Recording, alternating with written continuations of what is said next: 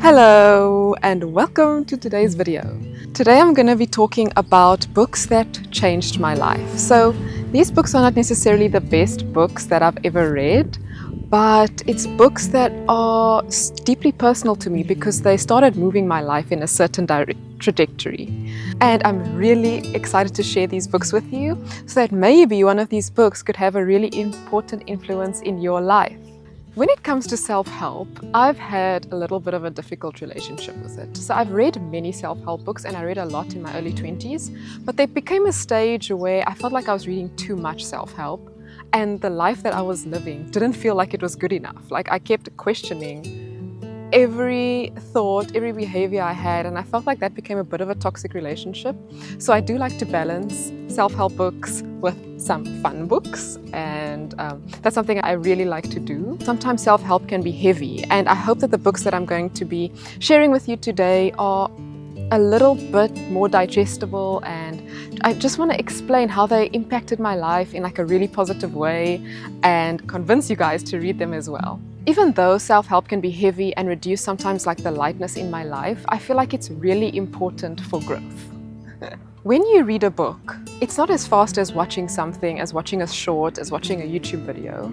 It takes a couple of days, well at least for me. Because it takes so long to read the book, I get to sit with the ideas.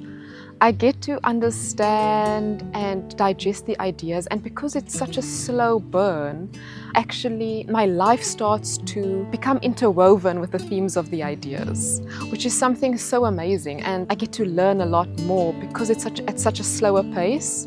And while I'm digesting the book, I get to see it in real life. So that's why I find self-help to be such a powerful tool if you want to level up your life. Okay, so let's start with the first book. Also, I know I changed my hair. In my previous book, videos, I always have braids. Let me know what you think about my natural hair. Do you like it? This is what I normally look like. I do braids sometimes because it's really convenient. Anyway, let's film book number 1.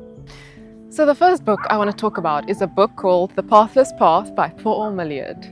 This book had the biggest impact in my life. So I was working as a chemical engineer. I think I spoke about this all in my previous video about why I quit my job. But I used to be a chemical engineer and I kind of just fell on that path. It wasn't a decision I made. It was kind of just, I did well in school and yeah, I won't get into the history of it, but I kind of just did the default path. And in his book, Paul Milliard, he talks about the default path, which is, going to school, going to uni, getting a good job.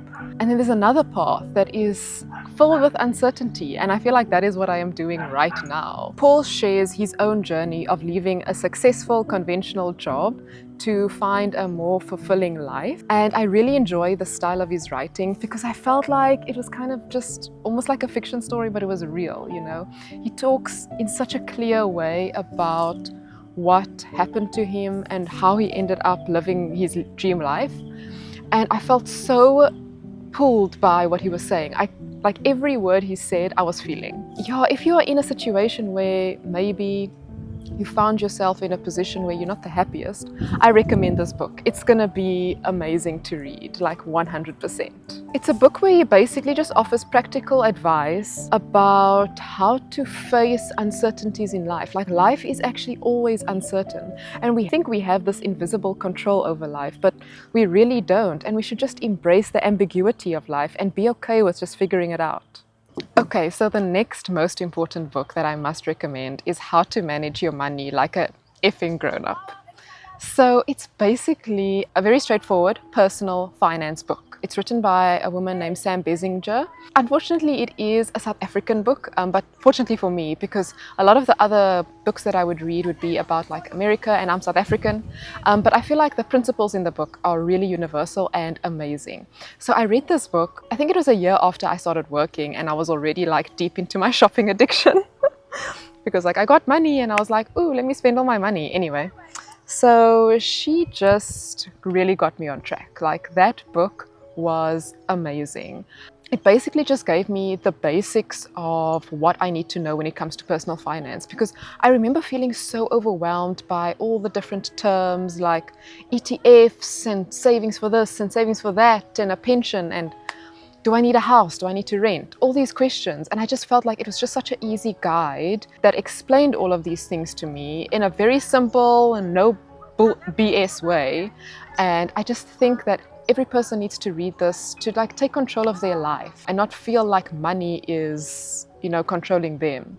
So a really cool quote from the book is, "There's no such thing as financial perfection, but there are choices that move you closer to financial freedom." I mean, come on. So overall, the book is like a wake-up call to just take charge of our finances and to make money work for us. So go ahead and read that book. It's fantastic, especially if you are young, in your 20s, and you feel overwhelmed by finances. So the next book I want to talk about is Men Are From Mars and Women Are From Venus. Okay, so this book, it's basically a relationship book. But I don't want you to think about this book in like men and female, I don't want to exclude anybody from this book. Think about it as like the male energy and then an energy that is a bit more like feminine, so like a feminine energy. So it's a classic relationship book where John Gray explores the differences between men and women in how they think, feel, and communicate. Okay, so I'm married, and at the time I read this book when I was dating my now husband, and we had a lot of problems relating to how we spoke to each other, what we needed from each other, and this book just cleared the air.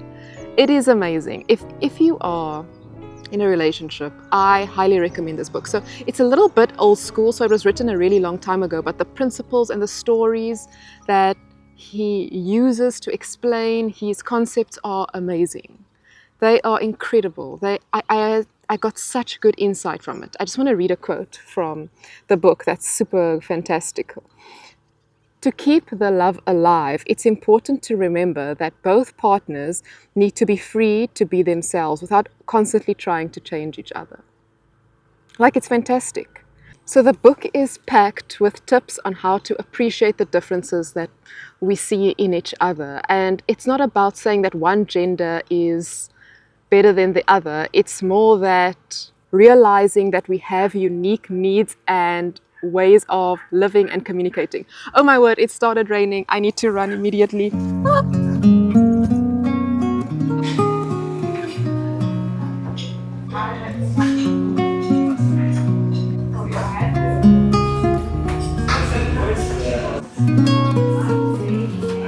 As you saw in my last video, I had to run away from the rain. So I have found a little cafe to hide in while I try to film my next part of this video.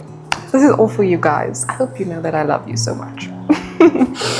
Okay, so the next book is 4,000 Weeks by Oliver Burkeman. I read this book when I was really busy. Okay, I was a busy cat running from place to place, and I always felt that I had time for everything. It's kind of like an ongoing joke that I think I have infinite time. Anyway, this book was perfect for me because, as the book suggests, 4,000 weeks is the average lifespan of a human being, and it is basically all the time we have left on this earth. And around where I am now, I think I have about 2,500 weeks left of my life. And I don't know, it just kind of puts everything into perspective. You don't have as much time as you think you do, and therefore do the things that are important to you.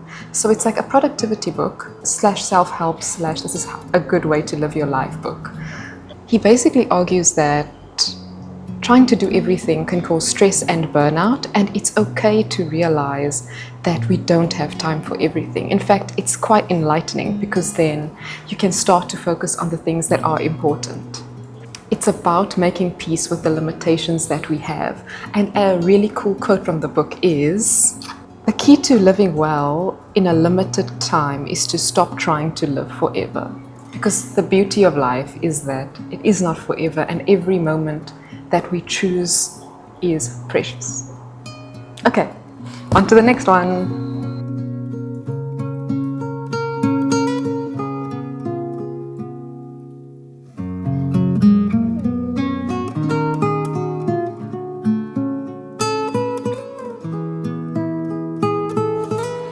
Okay, remember the rain from the other video? That never stopped for 2 days. So I'm actually in a completely different place right now, but the show must go on. I need to continue with the next books. Okay, the next one I really want to talk about is How to Win Friends and Influence People. So I read this book when I also just started working, and there were a lot of difficult people that I worked with because I worked in kind of like a plant environment. So there's like, you know, people who have been there for a long time, 50-year-olds, 60-year-olds, and I'm like this new young woman coming in and trying to get people to do what I need them to, or to learn from them, you know, in a positive way. I just felt like I was not winning until I read this book, because I always felt like I needed to be the interesting one, you know, I needed to talk about things that were interesting. But this book just opened my eyes to a much easier way of communicating with people. And that is to just be interested in them in a sincere way, not in a manipulative way, in a way that, I don't know, it just felt more natural in my opinion. So basically what the book is about is how to connect with others in a genuine and respectful way. And he has all these like little stories. It's quite an old book as well. Like there's newspapers involved. I mean, many people read the newspaper, but there's all these little stories and examples that I really enjoy, and it's a really easy way for me to like digest like difficult concepts. But at the end of it, I think the lesson that I took from it was like to be interested in others, and they will just open up more to you. Show them your truest self, show them like how genuine you are. Don't try to be someone that you're not. I just want to read a really important quote from the book. You can make more friends in 2 months by becoming interested in other people than you can in 2 years by trying to get other people interested in you. At the end of the day, we all just want to be heard and seen, and you can give that to others, and it can create such a meaningful connection. Yeah, so that is a really important book, and every time I recommend it to someone, I really hope they read it. Like honestly, like we need people in our lives, and being able to communicate with them in a good way cannot be stressed highly enough. So please go read that book. You won't regret it. How beautiful is this cloud over here? Like, it's like a cloud. There's actually a mountain over there. But the cloud is like on top of it. It's so beautiful, yeah? So the next book I want to talk about is something that is more on the informative side, and that is Drugs Without the Hot Air. This book really had a giant impact on my life, because I think at the time, like, I feel like alcohol and coffee and painkillers, they're kind of like sensationalized, but at the root cause, they're drugs. You know, there's something we take and it changes the state of our body, right? And it's, you know, it's portrayed in the media as okay and not that harmful. I mean, cigarettes as well. I mean, we know this, you know, it's getting better now. I feel like we're a lot more informed. But what I loved about this book is it's a science-based book that looks at drugs, like all of them, in the most objective way that he can, without biases of others, because he was actually instructed many years ago to do like a study on how harmful drugs are. The conclusion of this book is that the legal status of drugs does not tell you how harmful the drug is to self as well as to society.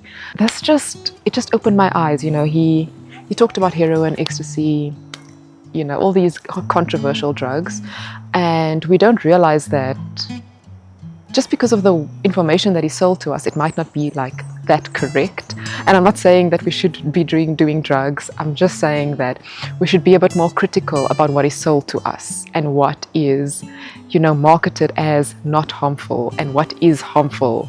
The book is a call for more honest conversations and policies without the misconceptions and fears that are currently surrounding them, in essence. Okay, so that's why I recommend this book. I think it's absolutely fantastic. It's made me think twice about just drinking a glass of wine or having like my 5th coffee of the day, you know, that actually it's a stimulant, and that alcohol is a depressant, for example. So yeah, it was great. It was fantastic. I highly recommend it. It's a bit dense to read and it's a bit difficult to read, but if you feel that you want to be a bit more informed about actually going on in the drug world, please read that book. Okay. Ooh. Okay, the next book that I'm going to talk about is something much easier to read, okay? And that is The Alchemist by Paul Coelho. So this book follows a main character who is a shepherd called Santiago, and he wants to go on a journey to find his treasure. He leaves his very comfortable home with his very comfortable sheep that he knows really well, and he's actually a really good shepherd. He decides he's going to find a treasure. Okay, and along this journey that he goes on, he meets all kinds of people. He meets merchants, he meets this magician guy, you know, there's quite a few. There's a lot of like trials and tribulations that he goes through, very much like life.